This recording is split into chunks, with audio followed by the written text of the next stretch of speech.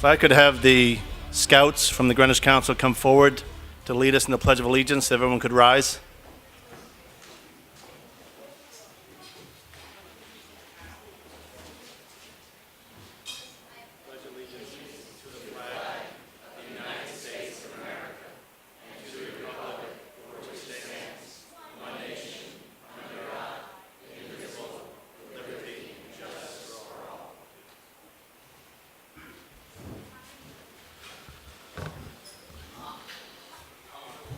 Well, welcome everyone.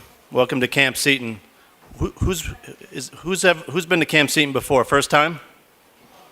First time been here? No? Okay, great. It's a great facility. If you have not had a tour, we can give tours after the speech. Again, my name is Kevin O'Shea. I'm the Scout Executive at the Greenwich Council, and we're glad to have you here on our 240-acre piece of property. Some of the things, we start summer day camp coming up here in the next 2 weeks. We have a 7-week program where the boys will enjoy everything from boating to fishing to archery to BB guns to 22 rifles. We look forward to it. We have a 7-week program. And again, our last week is co-ed, where we have boys and girls. So again, if you're interested in camp, please come join us. We still have plenty of spots available. At this point, I would like to introduce Natalie Prey. Natalie is a board member for the Greenwich Council, and she's going to welcome you to the Malcolm Prey building.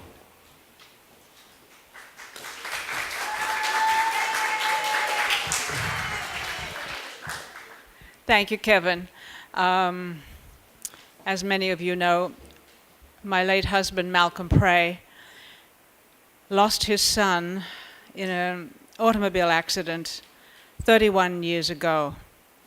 And Malcolm, turning his grief into action, gave a lot of money and raised a lot of money and built this building in memory of his son, whose portrait is over the fireplace. And then, unfortunately, Malcolm passed away in 2013, and so I raised some money and gave some money, and we went through a major restoration of the building and changed the name to honor them both. Malcolm's commitment to scouting began as a Cub Scout in Riverside, and he was elected to the board of directors in the early 70s. Jim Heavey, I know, will remember that. And he continuously gave of his time and treasure from that moment on. And it is his legacy which I honor and welcome you all to the Malcolm Prey Memorial Building today.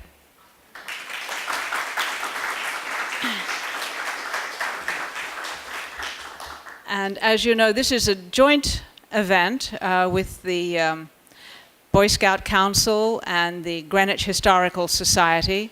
And we have much in common for preservation and respect for nature, and I'm on the board, as are many of my colleagues here, and I would like to introduce Deborah Mackey, who is the Executive Director of the Historical Society, to speak for a few moments.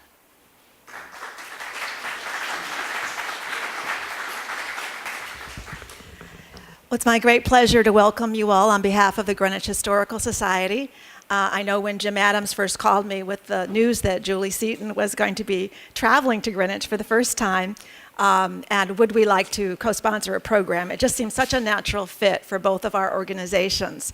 And I know that we'll be seeing Julie Seton later this week when she comes back to visit the archives and look at some of the materials that we have from our Greenwich stories. The Historical Society is committed to make our community a better place, and we do that by connecting people today to the traditions that came before them and helping them to find beauty in our town and the many stories, which just makes our town such a wonderful place to live. And so many people are involved in doing that, and the Boy Scout Council is one of them. And what a treat to see the Nature Center and the way you're using the stories of Ernest Thompson Seton to further the understanding of the traditions that really came, that really formed the foundation of such a wonderful organization as the Boy Scouts. I Now it's my pleasure to introduce Jim Adams, and he is a member of the Boy Scout Council Board and an Eagle Scout.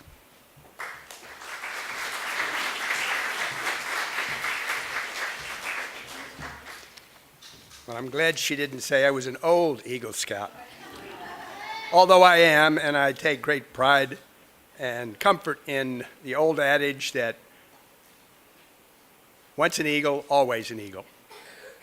So it's my distinct pleasure to introduce our speaker today, Julie Seton, the daughter of Ernest Thompson Seton, who was a prominent and multifaceted figure not only in the history of Greenwich, but indeed the world, as a naturalist, wildlife artist, author, and conservationist. You have before you Julie's bio.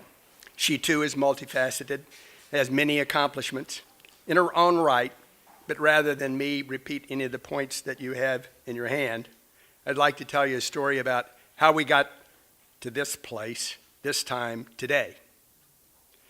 It started last September when a friend of mine emailed me about the release, or re-release, of Ernest Thompson Seton's autobiography, but edited by his granddaughter, Julie, who you are here from today. My friend did this because he and I shared an interest in Ernest Thompson Seton, which started with me nearly 10 years ago when I joined the Greenwich Boy Scout Board and learned of Seton's role in founding the Boy Scouts of America, starting right here in Greenwich. So back to the book. I promptly ordered the new released book, filling in the usual credit card information and phone number so I could get tracking information. And then, within what seemed like minutes, my phone rang. And a voice on the other end said, "Hi, this is Julie Seton." Now I ask you, has anyone else here ever ordered a book online and got a call from the author, or in this case, the editor of the book? So needless to say, I was amazed. So, what happens next? I began to understand why she called. She said, "I see you live in Cos Cob, Connecticut." I said, "Yes." She says, "Have you been to my grandfather's old estate there, which he called Wyndygoul?" I said, "Of course I have, and I suppose you have too, right?" She said, "No, I haven't, but I hope to get there next summer." To which I asked, I told her I'd be happy to show her around Wyndygoul, as a matter of fact, which is now Pomerantz Property Park, for those of you here in town. And I'd be glad to give her a tour of the Ernest Thompson Seton Scout Reservation, where we are here today. So as she continued to plan her trip, she and I connected several times by email and phone, and I learned of her many accomplishments and her formation of the Seton Family Legacy Initiative, through which she has delivered literally dozens of lectures all over the U.S. about her grandfather and other family members' achievements. After learning all that, I picked up the phone and called Deborah Mecke and asked if they'd be interested in co-sponsoring an event, which she immediately was receptive to, and the planning, with her staff's help and the help of my colleague on the Greenwich Council Board, Louisa Green, that's what brought us here today. As you know, today, Julie will be educating us on a fairly narrow part of her grandfather's involvement and influence in founding the Boy Scouts of America, as well as some other youth organizations. But in a very special way, in a significant way, since this is Julie's first trip to our area, we in the Greenwich community will be educating her about where in Greenwich her father built several properties, the 220-acre Cos Cob estate and 2 houses on Lake Avenue, and many other aspects of her father's time here and the lasting impacts that it is being felt to this day, not only here, but around the world. Join me in a warm welcome for our speaker, Dr. Julie Seton.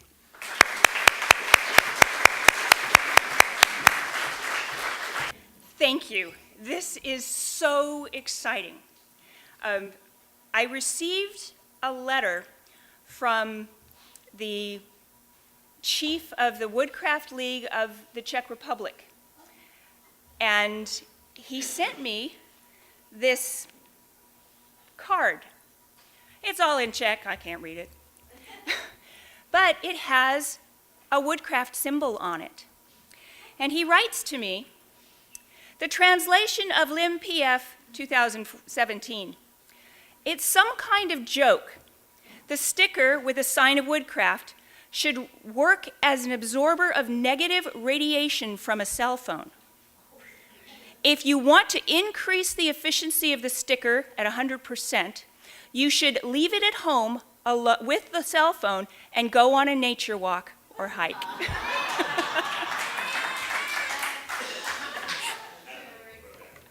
And I thought, you know, that's just a really good way to introduce the world to what I am trying to do with my grandfather's work.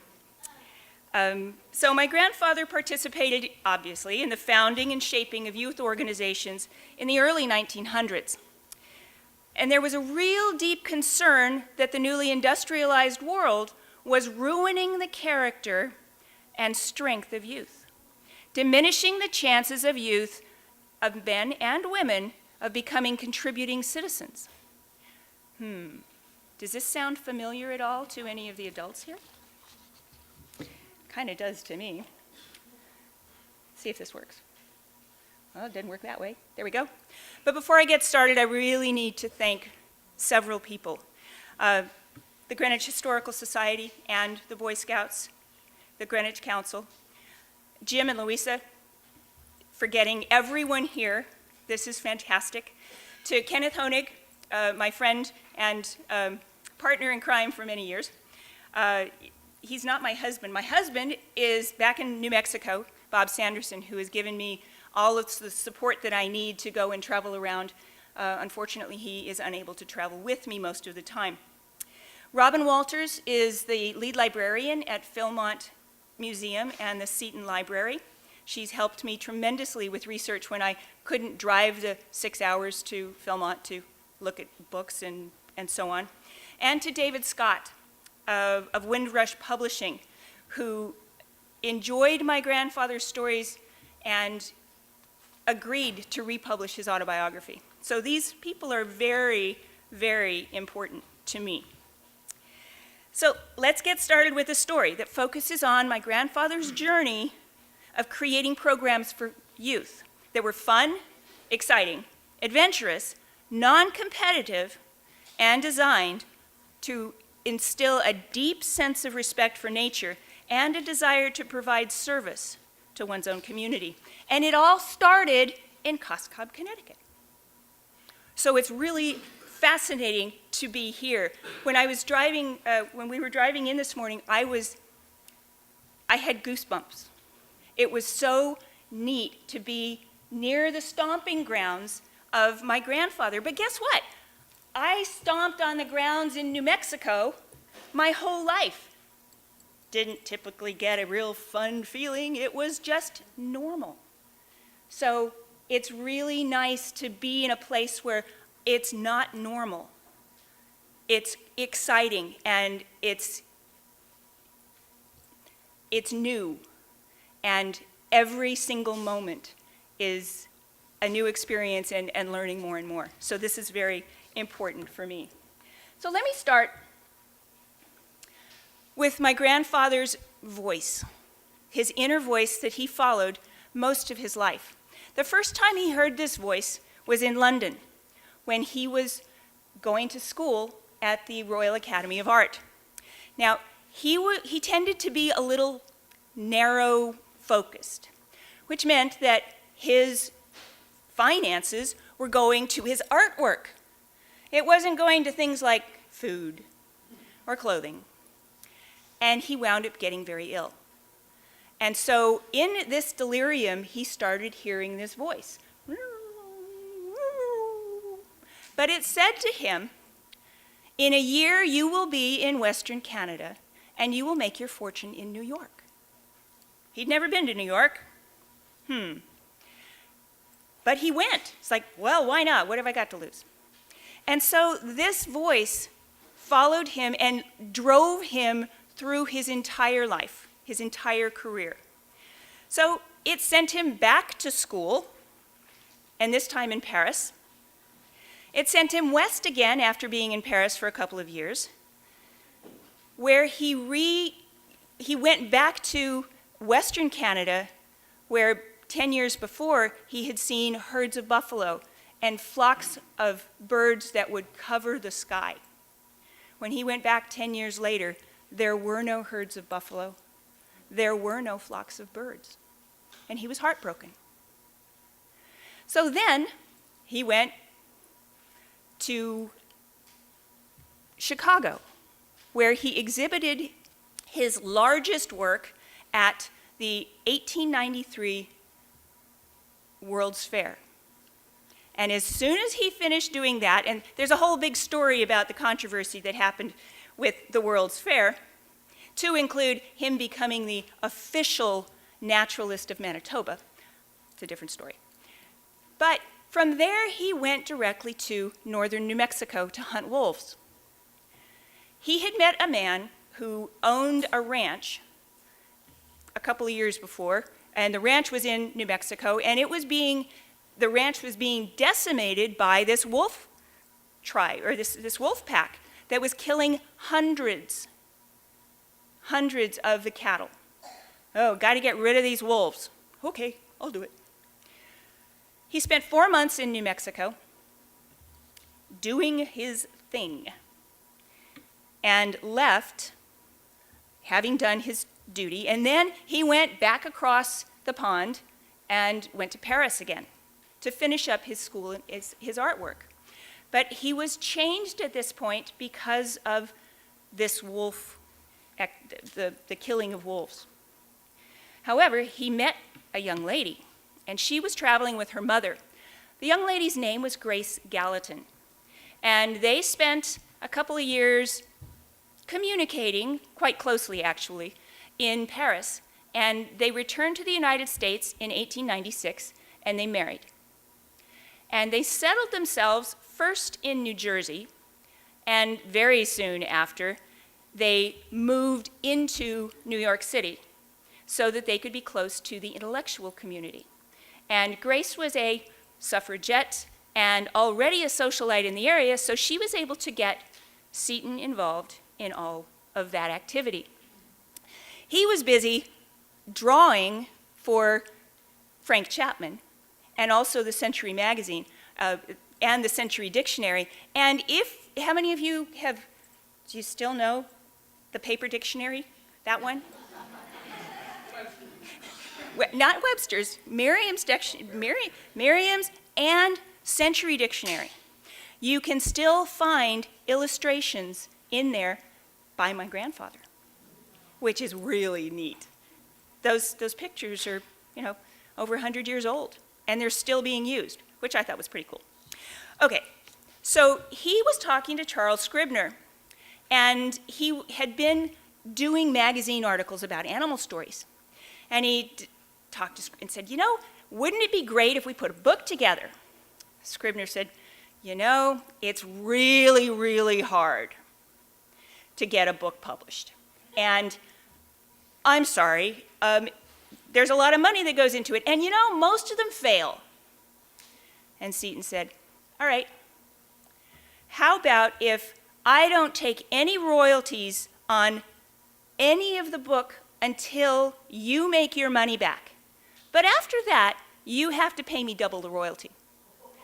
The deal was made. The book reached its breaking even point within 2 weeks of it coming out. That book has never been out of print since. And the book is called Wild Animals I Have Known.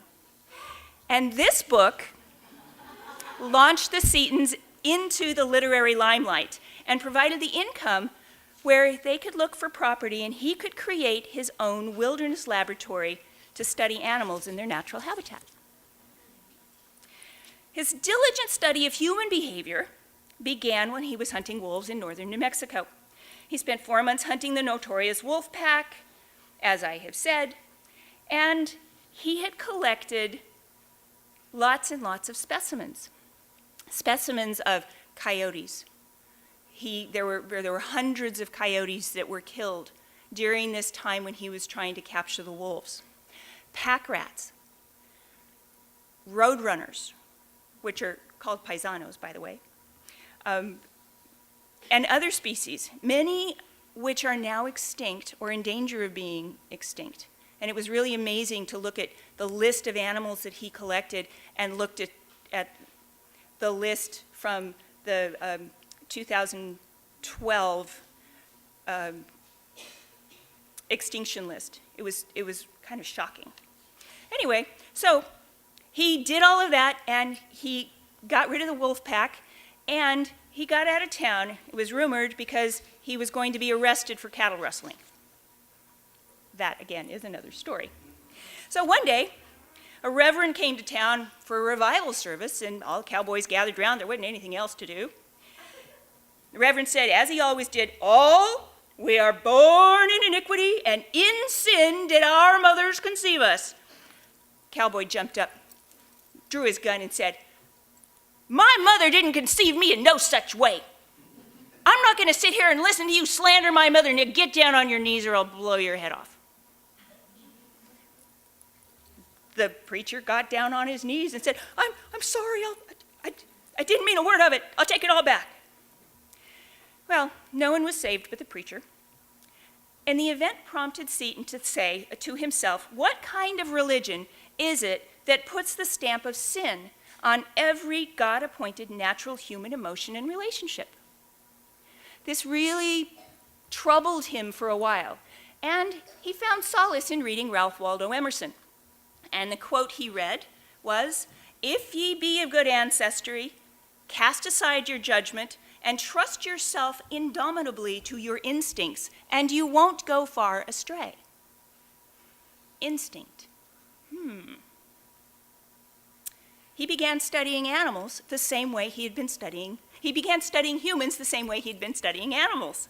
And it wasn't until he was over 40 years old where he could start testing his theories. So he started with the thought that everything is born pure, and that as we grow, we become impure. And so in order to raise children correctly, we do not have to reform them, we have to keep them from being deformed. Great start, right? So by 1900, he had observed 60 different instincts, both in animals and humans, and he had seen them in both. And he was talking with psychologists, and he was talking with anthropologists and scientists about all of these things to see, well, are these really instincts or not? So here's just a few of them. Who has ever had a hero? Anybody? Okay. Who loves to play? Who loves to win? Yes. Who's been known to be afraid of the dark or of the unknown? We all have. Do you define your territory? A little bit. Do you collect things? Okay. I collect coffee mugs, stuffed animals, jewelry, clothes, and my husband would add shoes to that list. Gang instinct. Do we like to belong? We do. The work that I do is understanding different communities and how we can approve and approach each different community. So in here there are enough different communities. Every single one of us has at least 4 different communities. But that's another story. Let's get back to Seton's story. So we are social animals, and we grow strongest when we have a sense of belonging. And that sense of belonging is illustrated by secret handshakes, crossing over rituals, nicknames. But he needed a place to have this natural laboratory. So the Setons bought several small farms in Cos Cob between 1898 and 1900. The swampland was converted to a lake. Seton built a modest cabin and a wire mesh fence with barbed wire to create the boundaries of this natural environment, where all animals could be welcomed and studied. Quote, "Here I meant to try out many experiments at conservation and restocking." Now, in the 1920s, he established a skunk farm, and my grandmother tells stories of his love for the skunks. How many want to belong to a skunk farm? Because of that skunk farm, my mother bought me a skunk when I was in the 2nd grade. I'd broken my arm, and we went straight from the doctor to the pet store, and she got me a skunk. And guess what its name was? Squirt. So here is a picture of Wyndygoul. You all probably know this much better than I do at this point. This was his first full home. Now, he built 2 others with other buildings, and more information about these properties is found in your own heads, and also in a lecture that was done by Dr. Lucinda McKeithen, and that lecture is on the website for the Historical Society. And she did 2 lectures, one on the houses and then one on Anya Seton as well. So go to that site. They're great lectures. So, but it took a little time for him to build these houses. And so you can see, if you look closely, you can see him standing in the doorway.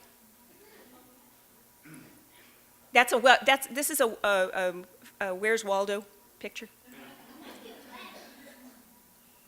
Okay, so there was a little local resistance to this natural development.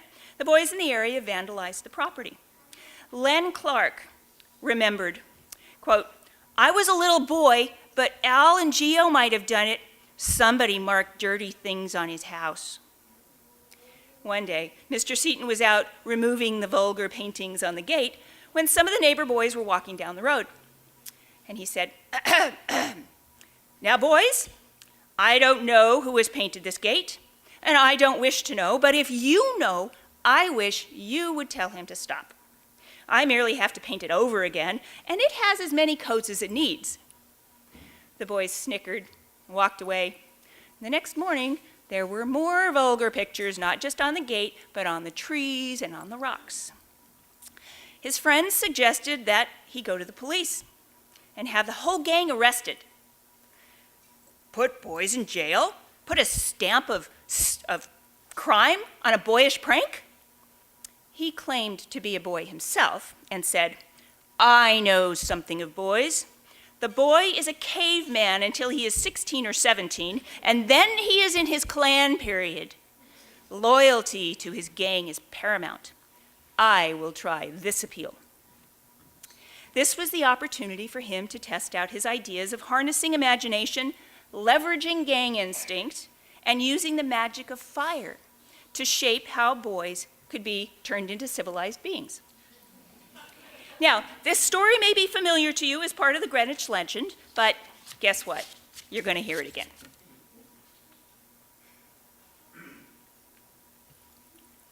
So he went to their school, and he invited all of the boys 12 years old and up to a weekend of Indian camping. Friday at 4 o'clock till just before school on Monday. Now, in my mind, he's thinking, well, some of you are going to be there anywhere. You might as well be invited. Just my thought. Come at 4 o'clock. Bring 2 blankets, a change of clothes, no alcohol, no guns, no tobacco. No response. Complete deadpan. He tried a more direct route, and he looked at one boy. "Will you come?" Just a slight nod. "All right, we'll see you at 4 o'clock on Friday." Friday rolls around. 4 o'clock. No one. 4:30. No one. 4:45. Started singing a little ditty in his head. "Mr. Smarty had a party and nobody came. At 5 o'clock, 42 boys showed up at his gate, all of them with 2 blankets. All right, so what are we going to do? Can we holler? Go ahead. Blow your lungs out. Well, can we take all our clothes off? Sure, every rag. They all looked at each other, took all their clothes off, and jumped into the lake. They were playing right into his hand. They played for about an hour and got a little bit tired and a little soggy. And so they got out, and what do tired boys do? Tired boys, what do you do? No. What do you do first? Eat. So just as they were getting out of the water, the cook yelled, "Grub!" They ate all of the provisions that had been provided for the whole weekend that night.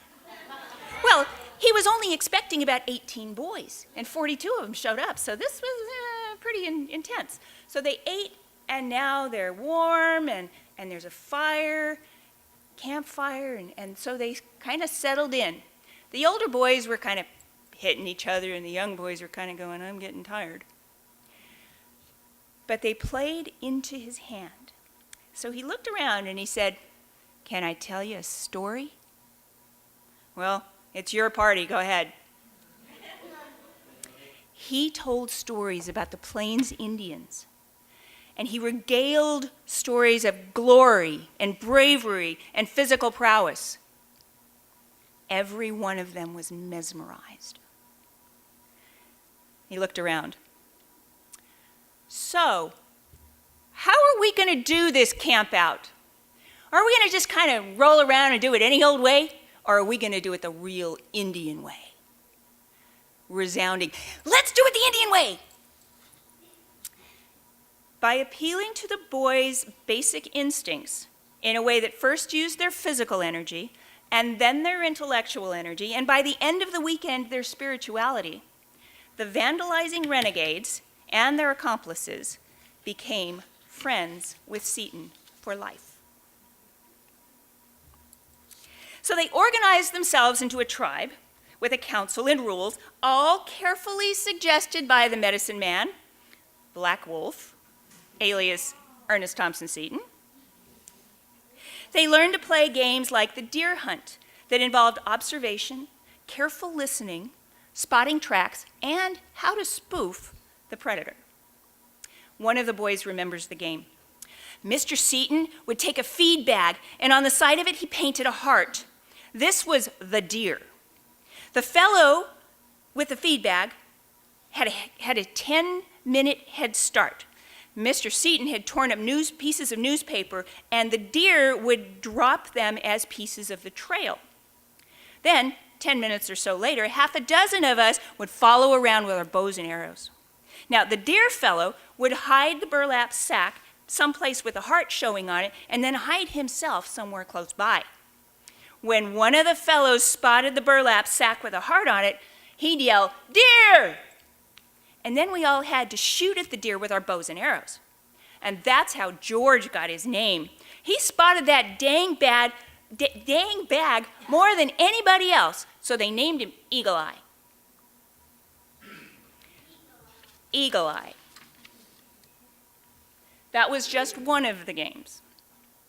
So the Woodcraft laws were built around the Indian tradition of 4 paths. Those 4 paths were beauty, truth, fortitude, and service, or mind, spirit, body, and service. And under each one of those, there were 3 laws. So 4 times 3 is 12. And you may want to look at these. Do they resemble Boy Scout law in any way, shape, or form? Wonder where that came from. So their core values were being self-governing, self-improving, dedicating themselves to nature and community, being helpful, brave, clean, honest, trustworthy, and joyful. As humans, we cannot separate ourselves from other life. And therefore, the understanding of cohabitation with all of nature is essential for our survival. Those were his beliefs. This is a familiar, oh, it's right here. So the first formal tribe was established in July of 1902, and it was actually in Summit, New Jersey. There were 45 boys, and they called themselves the Blue Buffalo Band of the Woodcraft Indians. Say that fast 3 times. Within a year, he had created 37 different tribes, and they met frequently at Wyndygoul. They adopted the model, the best things of the best Indians. And there were 3 categories of activity: athletics, campcraft, and nature study. They competed against themselves to go faster, longer, and stronger, and it shouldn't matter what the boy next to you did. You were competing against yourself. They learned how to light a fire without matches, to measure distances across the lake without crossing the lake. They learned to identify the plants and the animals and know their uses, their dangers, and their friendships. Every accomplishment had to be witnessed and submitted to the council for consideration, and awards came in the form of a feather to be worn in a handmade headband. The Ladies' Home Journal ran articles called Ernest Thompson Seton's Boys that started in May of 1902, before the first official got started, and more camps spread across the country. In 1906, Seton took a trip to England. At the suggestion of Lord Beaconsfield, he met with Lord Robert Baden-Powell, the hero of the Boer War. They met in late October at the Savoy Hotel in London, and where they talked several hours.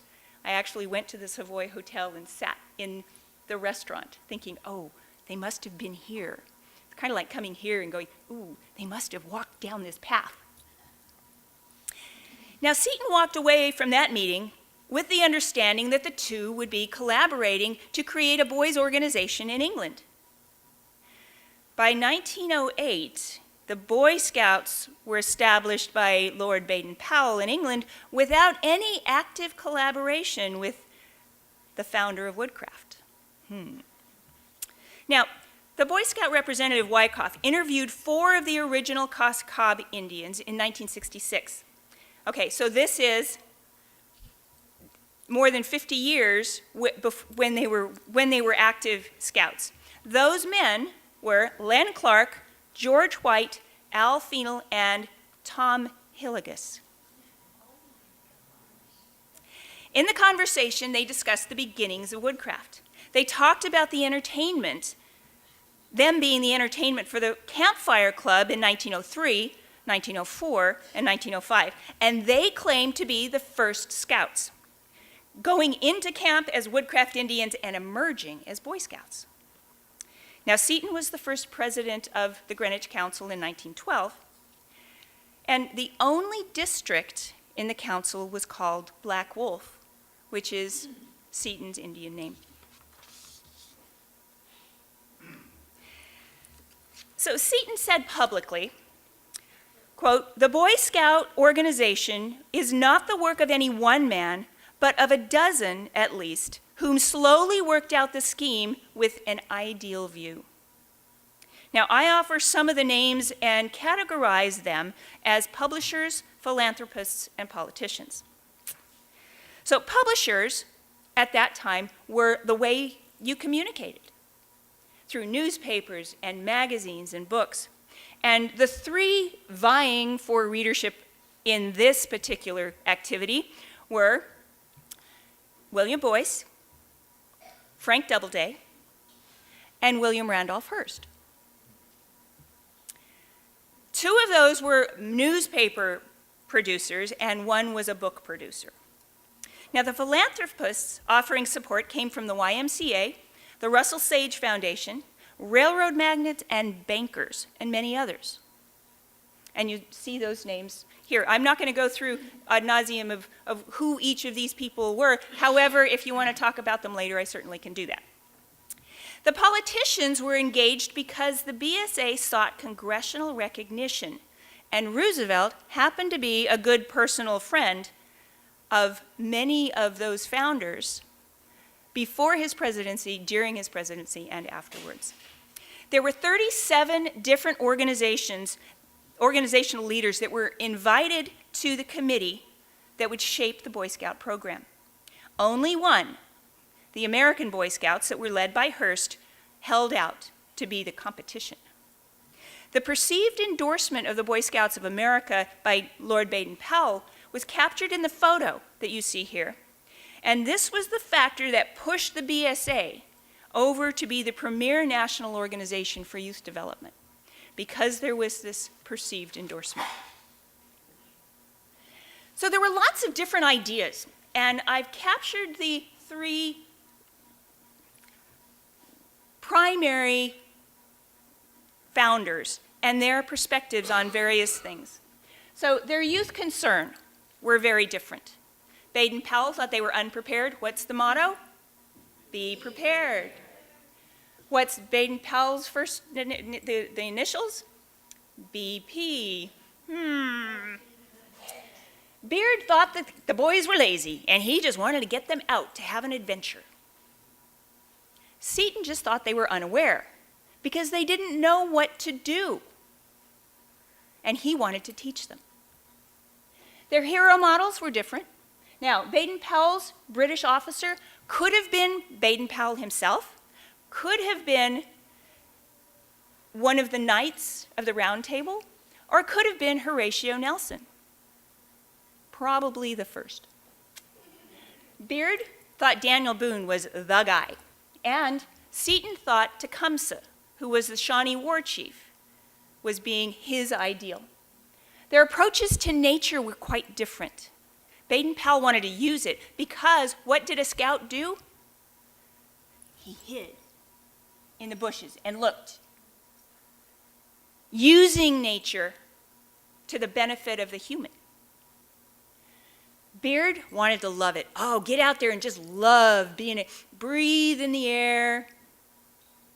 Seton wanted to live it. He wanted to be one of those animals. And those different perspectives are all seen in scouting today. Their religions, Anglican, Christian, and pantheist. What's a pantheist? Someone who believes in animals and the animal spirit. Passion personality goes very, very closely along with the hero model. Their reputations were very interestingly similar and vastly different. All of them were illustrators and writers and interested in youth. And then they kind of go in different directions, where Baden-Powell was a war hero, where Beard was a political satirist, and Seton was a naturalist, and he really believed in the native peoples. And then finally, what did you have to protect against? Defending the crown, defending against savages, and defending against technology and war. Very, very different perspectives. And it's just amazing to me how the Scouts still have bits and pieces of all of these perspectives. But it was a battle getting them there. So, what about the girls? Now, it was very interesting because the Setons had a girl. Russell Sage had, Luther Gulick and his wife had girls. There weren't very many boys around. But here was this organization that was going for boys. So they said, all right, well, let's talk about the girls. So there were several leaders that were doing their own camps for girls in 1910. All of these people were friends. All of them camped together themselves. And so there were first year and second year camps for all these girls. And after the summer, they started talking about, well, maybe we need a national organization. Charlotte Gulick wanted Seton to teach her how to make Indian maiden dresses, how to bead, how to light a fire, because she was going to go and teach her girls to do those things. They asked Daniel Beard about the things that the sons of Daniel Boone were very good at, tomahawk throwing and building and being in a campfire, or cooking over a campfire, and creating trails. The founders of these founders wanted interest in the whole girl. They knew that there was a difference in how boys and girls developed, and separating them seemed to be a really good way to do it. I have some commentary on that, and I'm not going to share that publicly just here. So they were interested in the whole girl, being feminine, being strong, and being intelligent. And they came together. The Campfire Girls was officially established in early 1911. And their symbols were camp, which was a gathering place, and it was an outdoor spirit activity, so it was a camp. Fire, not a wild fire, but one that was tended, and having that fire tended meant comfort, meant friendliness, meant love. Their mission should be to develop womanhood and beauty at every point, and that athletics should be in form, not in speed. They wanted to do it right, and that there was an incredible importance to domestic arts. So the committee sought advice from Ernest Thompson Seton, Daniel Beard, and the Boy Scouts of America. And 3 days after their second organizational meeting, James West, who at that point was the managing secretary for the Boy Scouts of America, sent a press release out saying that there was a national organization for girls being established, and it became the Campfire Girls of America. So as I wrap up, I want to kind of summarize Seton's contributions to youth programming. Through his program of Woodcraft, emphasis on athletics, campcraft, and nature study, the participants moved from physical tasks to spiritual tasks. Campcraft included fire starting, building a camp, cooking, handicrafts, wood carving, furniture building, building teepees, making headbands, and making moccasins, just to name a few. Anyone can find joy in nature, even if you're in the middle of the city. And he was notorious for going into New York and taking boys up to the roof of a tenement house and having a camp out. I don't know if they had campfires, but they could certainly do fires in other ways that didn't light the whole place on fire. Okay, he befriended the Native American Indians and advocated for the preservation of their cultures. And he based his ideal educational program on those principles. He was instrumental in establishing youth organizations with a foundation in respect for nature and in serving your community. These organizations included, but were not exclusive to, the Boy Scouts internationally, the Boy Scouts of America, the Campfire Girls, the Girl Scouts, the Woodcraft Indians, the Woodcraft League, and he inspired the structure for Order of the Arrow. Now, biographer and curator of the Seton Gallery in Santa Fe, New Mexico, says, quote, "Millions of boys and girls have been introduced to conservation, wilderness, wildlife protection, woodcraft, camping, Indian lore, and environmental education through scouting, and scouting came to honor these values through Seton." It all started here in Cos Cob, Connecticut. Thank you for your attention.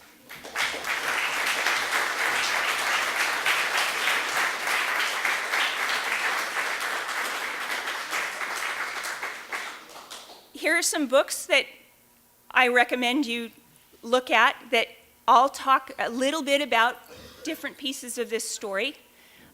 Remember that this is his story. His story doesn't mean it's factual, doesn't mean it's correct, means that there are many, many sources that have slightly different information. And one of the things that I'm doing here is learning what those particular things are. I asked the question before we got started about medicine rock. Well, medicine rock is standing rock and medicine rock the same thing? And so far, nobody can answer my question. But it came out of a story that was written by a young lady in this audience several years ago. So I'm interested in learning more. I know that several of you have some of that information for me. So I'll shut up and you can ask questions.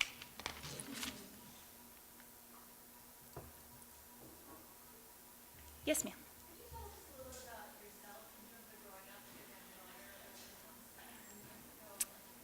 Certainly, and thank you. I was raised at Seton Castle, which was the house that my grandfather and grandmother built after they moved to New Mexico.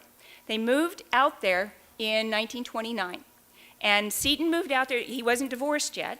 They were looking for property in an inspirational place, and Santa Fe, New Mexico was that place.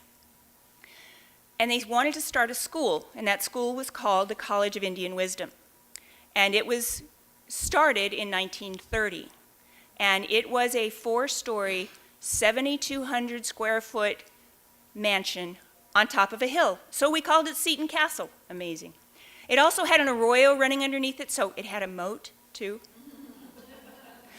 And so my grandmother gave that house to my parents in 1968.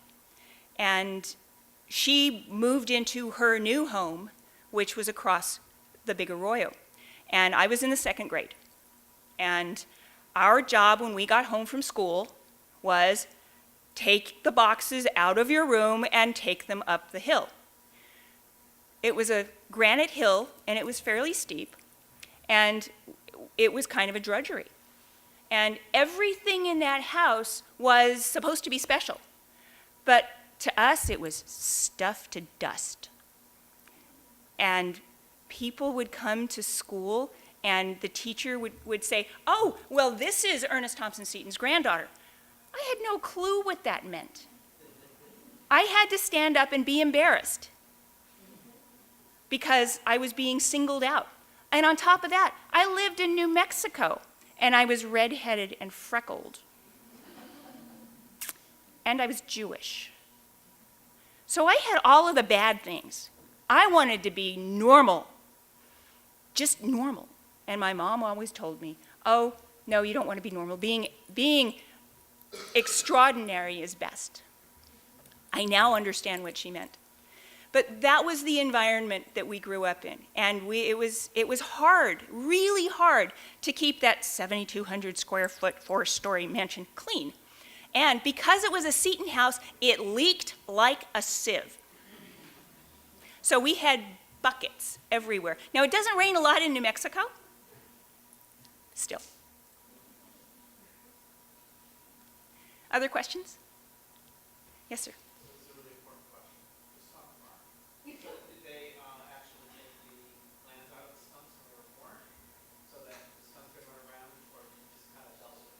No, they were. No, he wanted them to be natural. And of course, now he was fairly notorious for not bathing very often. And there are several stories about him going and doing lectures and him having to kind of be led away from people because he just didn't smell very good. Yes, sorry. There are a number of his works, artworks, and perhaps catching dirty birds at the Museum of Natural History. I will be going to the American Museum of Natural History tomorrow to ask specifically about not just the journals. His 65 years of journaling exist in the rare book room at the American Museum of Natural History. In March, I had the opportunity to go to the Smithsonian and actually look at the log books the handwritten logbooks from the 1880s that had the entries of his specimens. There are still 90 bird specimens on file at the Museum of Natural History. Yeah, I'm sorry, at the Smithsonian. And I didn't get a chance to go to the Smithsonian archive. That was just going to the bird group and meeting a woman, Dr. Dove, and she said, so you came from New Mexico? Yeah. My husband went to school at New Mexico State University. No. Yeah. When did he graduate? Oh, he got his doctorate in '94. Does he know this professor and that professor and this professor and that professor? Yeah. I went to school at New Mexico State University. I graduated with my doctorate in 1996. My husband taught there for 38 years. And he might have been one of Dr. Dove's teachers. And oh, by the way, he was also in the bowels of the Smithsonian. It was really, it's a small world. So I'll know more at the end of the week. Other questions? Yes, sir. What was your father's relationship with other members of the Seton family, his stepsister? We were, okay, so we had nothing to do with my grandfather's first family.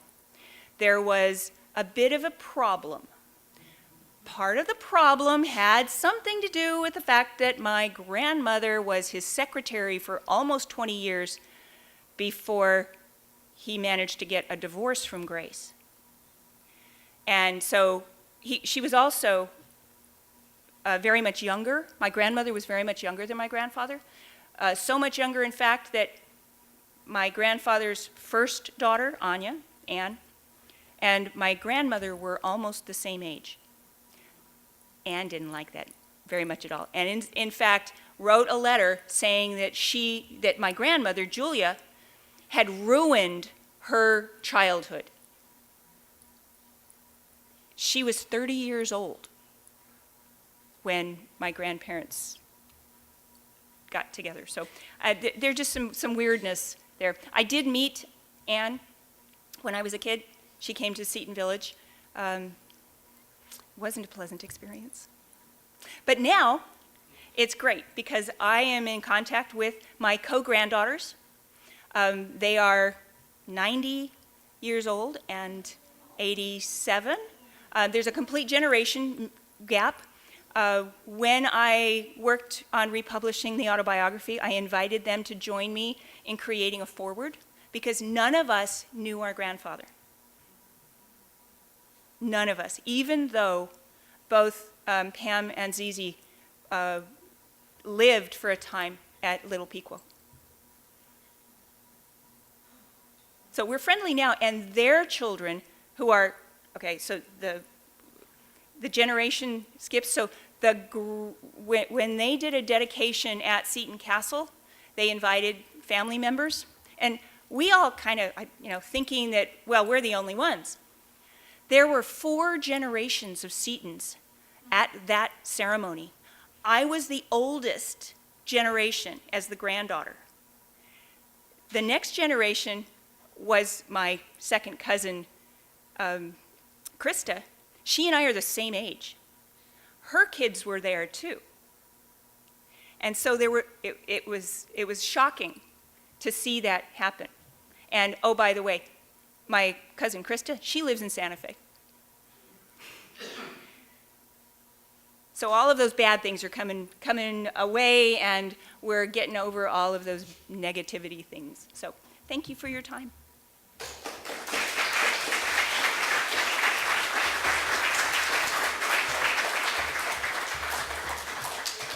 Thank you, Julie, and thank you, everyone.